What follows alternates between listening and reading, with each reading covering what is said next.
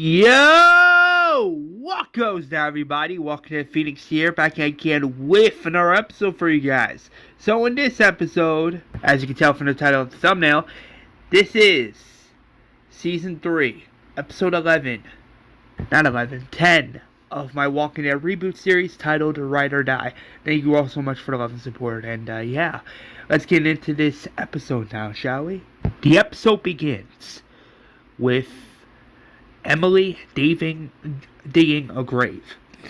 As she is digging up the grave, she has tears through her eyes.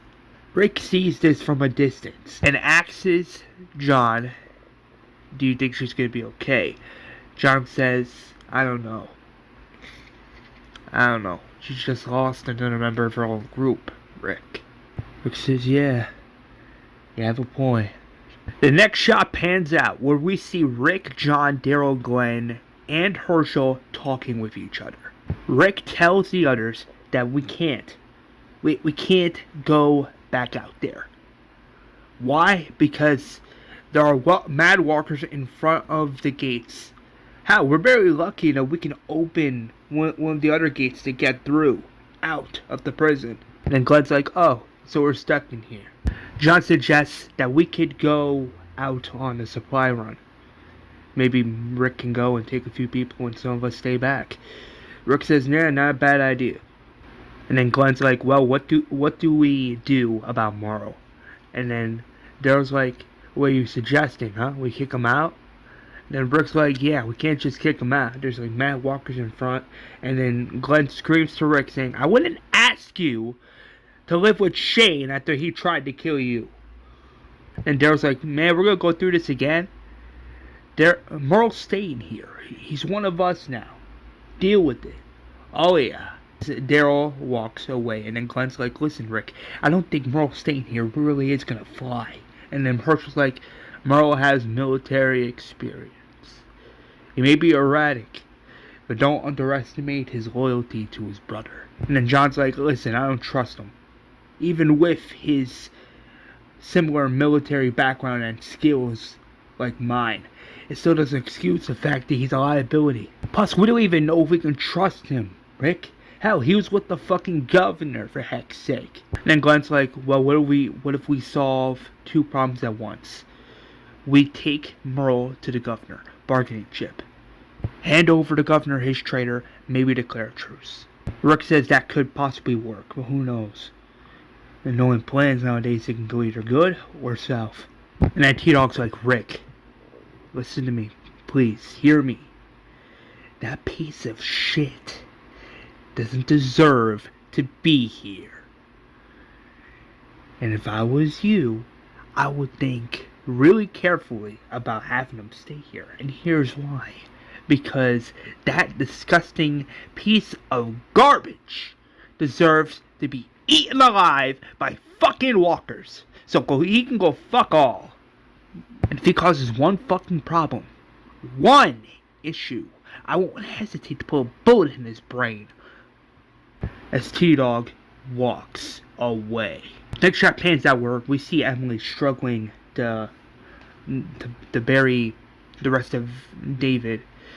And that's where we see Billy Greene. And Billy's like, you need help with that? I can help you.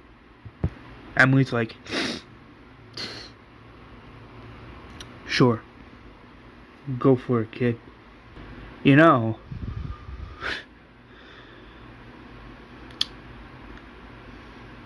Billy's like, go on. I'm listening. Emily says, nah, it's just before the apocalypse. I don't know, I was always by myself, you know? And then I met David, and then eventually Morpheus, and Chris, and Ty, Julie. I don't know. It was nice to have a family. And now I feel like that family's slowly falling apart. And I don't know what to do. Billy Greene's like, hey, don't worry about it. You're with us now. Who knows? Maybe David is where Chris is. Never say never, right? Emily's like, yeah. Yeah, thanks, kid. As Emily and Billy bury David. The next shot pans out where we see Rick talking with Emily, Morbius, and Julie. Rick's like, listen, I wouldn't ask this of you guys if this wasn't important. As we know, Tyrese is brutally injured. He's asleep and he can't do much right now. Which is why I'm asking one of you three to make the hardest decision possible. Morbius is like, what decision would that be? To go in Woodbury as a spy. Julie is a little in shock by this. And Emily volunteers by saying, I'll go. And Julie's like, Em, no. Now Emily's like, come on. These people, this governor killed David in cold blood. You really think I'm going to let that slide? I want this governor dead much as you do. I'm willing to take one for the team. That's if Rick would let us, or one of us, volunteer, that is. Morbius says I'll go too. Then Rick's like, no, it can only be one. It can only be one of you guys. Julie's like, well, my family's here. My dad's here. So I don't think I'll slide. Like, you know, I'll pass. Rick's like, Emily, Morbius, one of you should, you know, decide. Morbius talks to Emily, and Morbius is like, come on, Em. Tyrese needs you. So does Julie. Come on. Emily's like, no. I want this person fucking dead more. I want him dead. Then Morbius is like, as do I, but we need to think this through first. Come on. Now Em's like, whoa, what are you saying? You saying you want to go? You want to be on the inside man? You know what? Fine. You want to go? You want to be the inside man within Woodbury? Be my guest. But if you get badly injured or worse, killed, just know it's on you. So it's settled then. Morbius will go undercover at Woodbury. Here, take this walkie-talkie and these keys to one of the nearby vehicles within the prison. Radio in when it's safe only. Radio in if you also see anything suspicious. Morbius says, don't worry, I got this. And I will do. As soon as I find anything. And Julie's like, more? And then Morbius is like, don't worry, kid. Everything's gonna be good. You watch over your own man. Em? Watch over Ty and Julie. I'll see you guys on the other side. Em says, be safe. Morbius says, oh, that's the plan.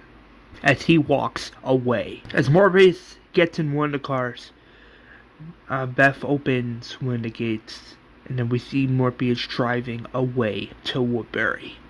The next shot pans out where Rick is talking with the rest of the group, and Rick's like, we're running low on food and ammunition. I need volunteers to come with me. There's like this old abandoned place on the map, but I need people to come with me. I need volunteers. Maggie Greene says I'll go. Maggie says yeah, same here.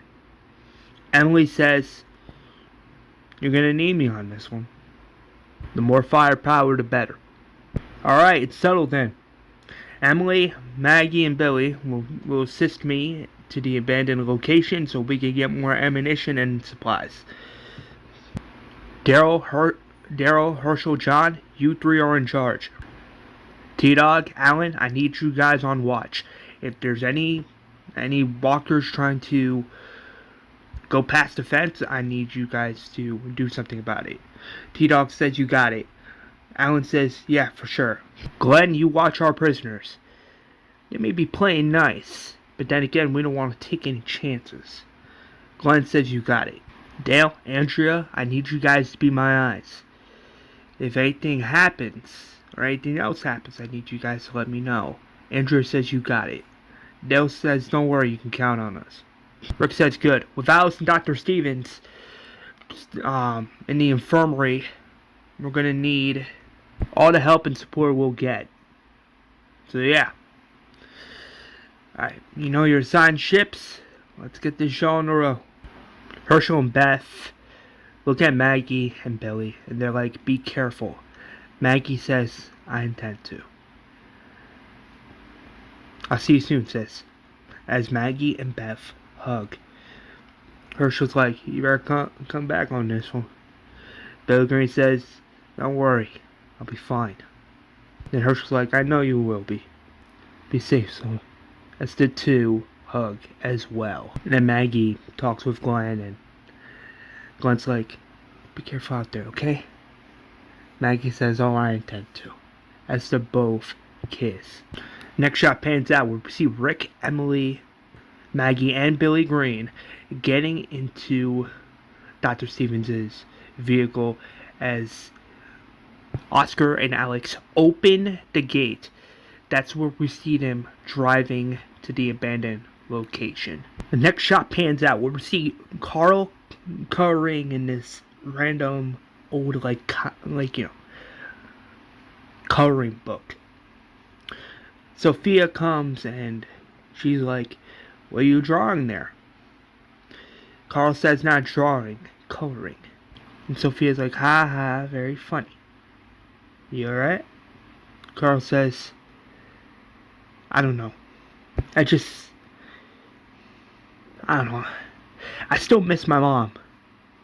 Sure, I don't bring it up much, but then again, me keeping it to myself doesn't just make me feel any better, you know? I miss her. Every day. And then Sophia's like, hey, don't think like that. You have me. You have your dad. You have your little baby sister. You have, you have John. You have Glenn and people who care and love you. Carl says, yeah, that's true. I don't know, it's just, I don't know, sometimes I wish things were different, but they're not. My mom's gone, and I don't know. Sophia's like, yeah, I get it. I lost my mom too. And not a day goes by where I don't miss her. But things happen, right? But Carl doesn't say anything. And then little Billy comes in and he's like, oh, what are you guys drawing?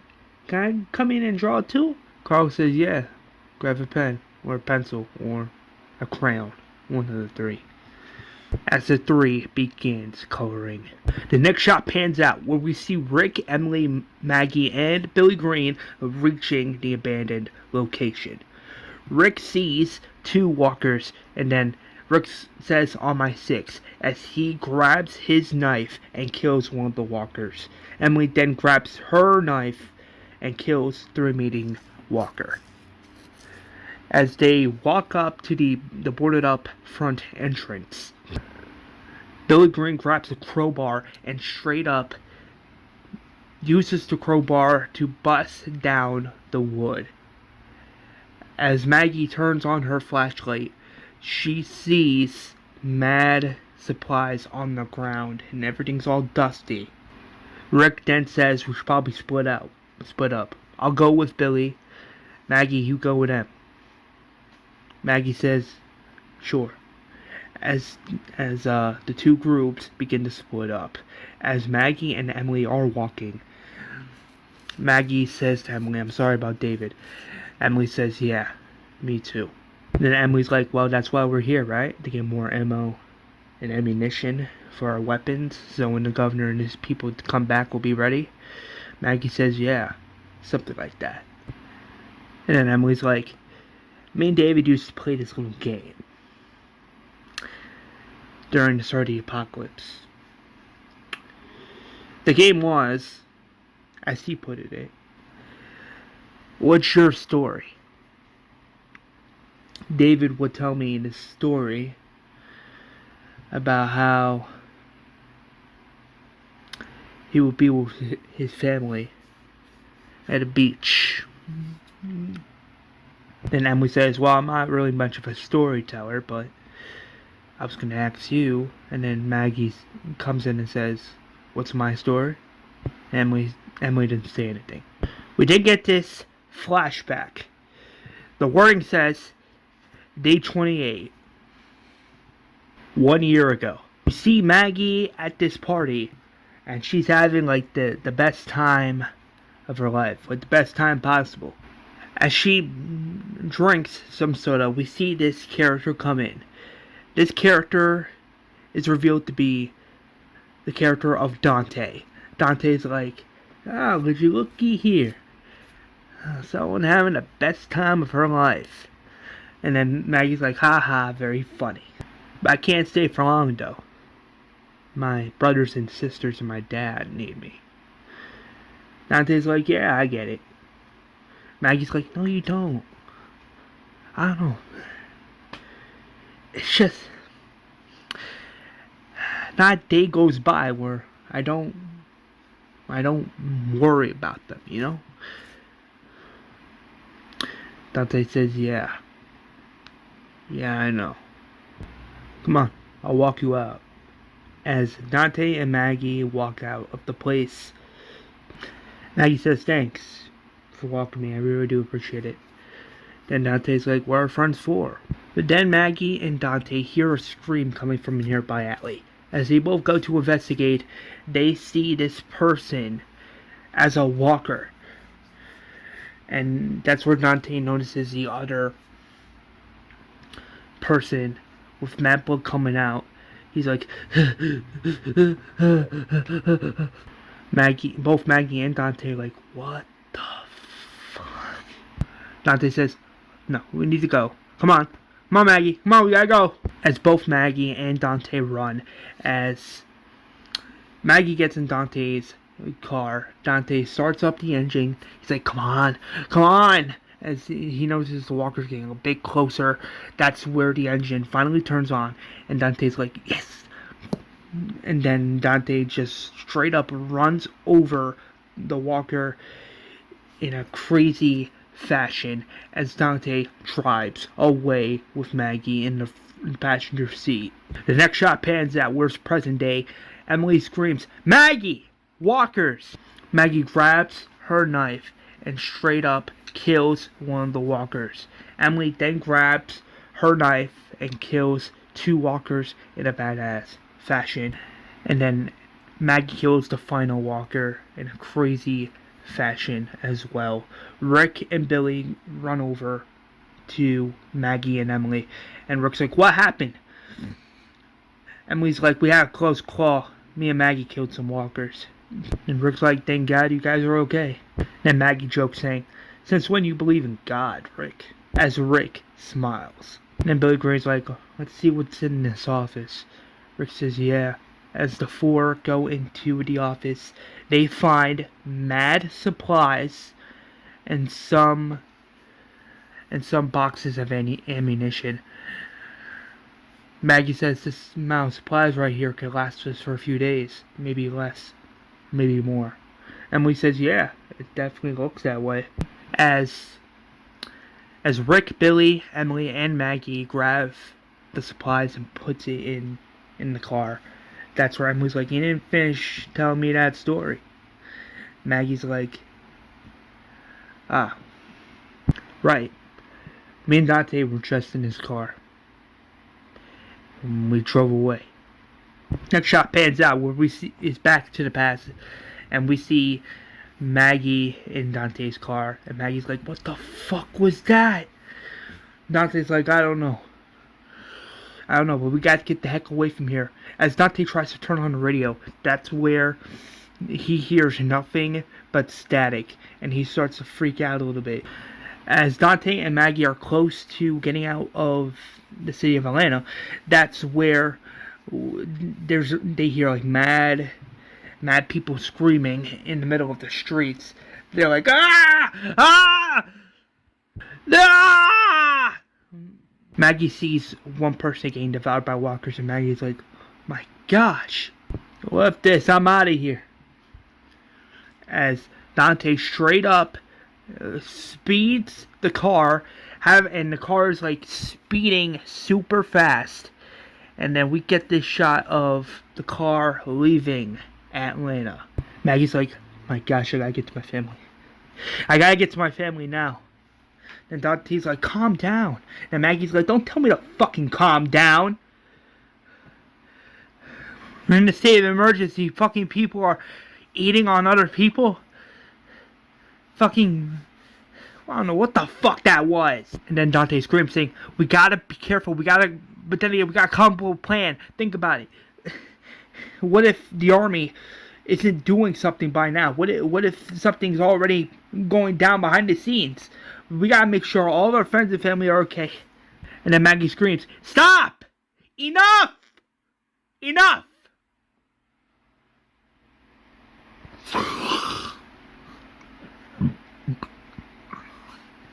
And then Dante's like, Maggie, you good?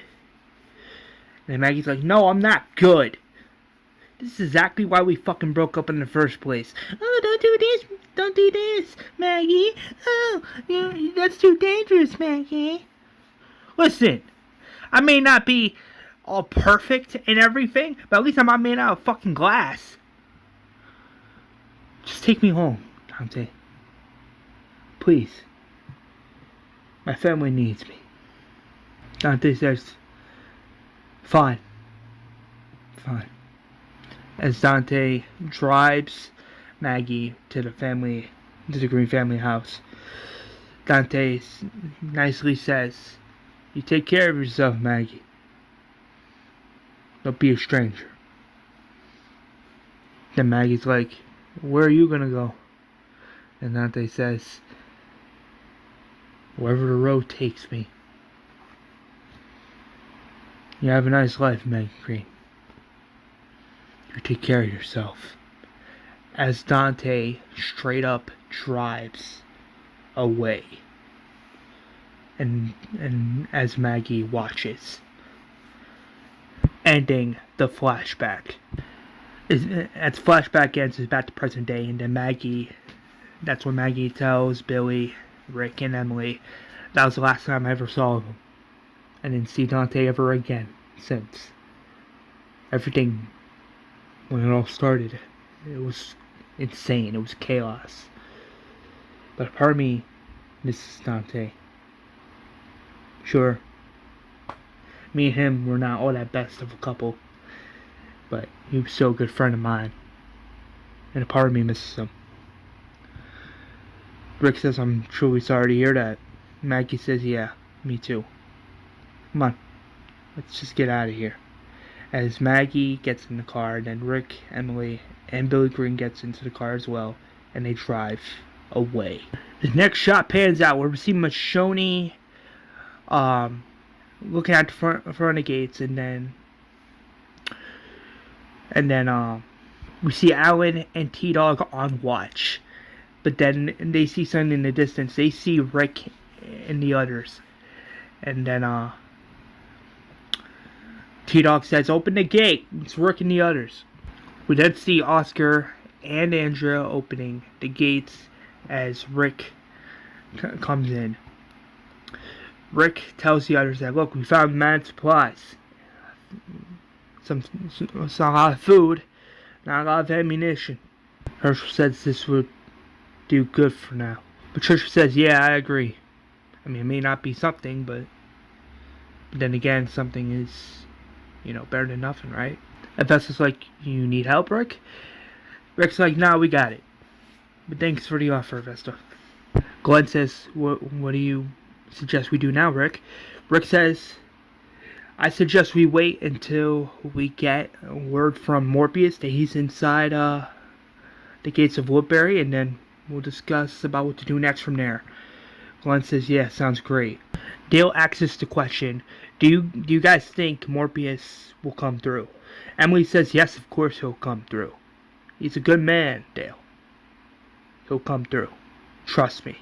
The next shot pans out where we see the gates of Woodbury. We see Martinez, Willie, and Gabriel at the gates. As they grab their weapons, they're aiming it at somebody. And then Martinez is like, "Don't move, a muscle." And then we see the character again, and this character is revealed to be Morpheus. And Morpheus is like, hey! Hold your fire! I'm a friendly. You guys, no harm. I need a place to wait out all these walkers coming in behind me. Where are my manners? My name's Morpheus. May I come in? But then we see the governor. And the governor's like, "Open the gates. Now." And boom, that is the end of the episode. I know this episode was a short one, but then again, I needed some character development. I needed some build up for the next episode. But yeah, hopefully you guys enjoyed. Stay tuned for Season 3, Episode 11, titled I Ain't Your Slave, coming hopefully soon. So please stay tuned for that. I'll see you guys in the next episode. Until then, have a fantastic rest of your day, guys. Stay safe. And as always, peace out.